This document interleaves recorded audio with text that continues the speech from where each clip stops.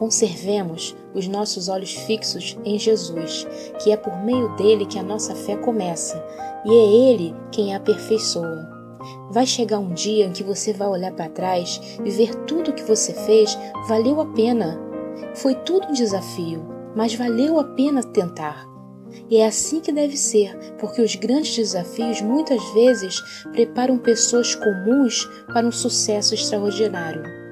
Toda luta surge por uma razão, muitas vezes para acrescentar a experiência ou para ensinar algo a você. Uma grande viagem nunca é fácil e as adversidades do caminho não serão perdas de tempo se você aprender e crescer com elas. Deus é vida.